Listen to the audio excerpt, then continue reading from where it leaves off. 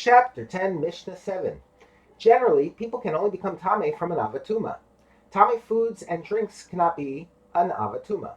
Therefore, according to biblical law, foods and drinks that are Tameh can never transmit Tuma to a person. Nevertheless, the sages decreed that whoever consumes Tameh foods or drinks becomes Tameh as a Sheni L'Tuma, and is thus forbidden to touch Terumah. The reason for this decree is that the sages realized that eating food can make one thirsty, and thus people tend to drink while eating. Similarly, people tend to eat while drinking.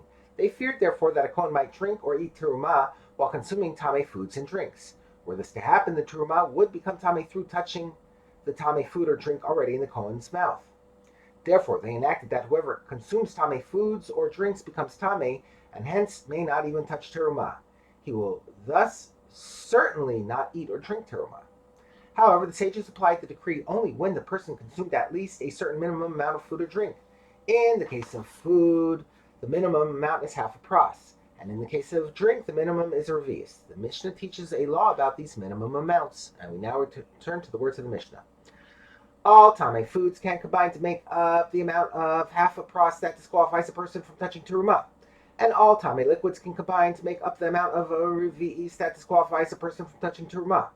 The minimum amount that must be consumed, half a pras in the case of food, or revius in the case of liquids, to disqualify a person regarding terumah, need not consist of the same type of food or the same type of drink.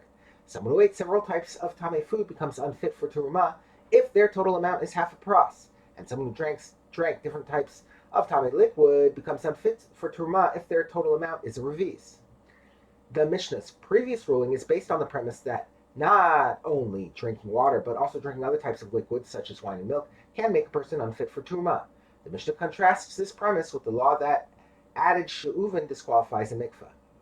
This is a point in which the law of drinking tameh liquids is stricter than the law of a mikvah, namely that the sages treated other liquids the same as water.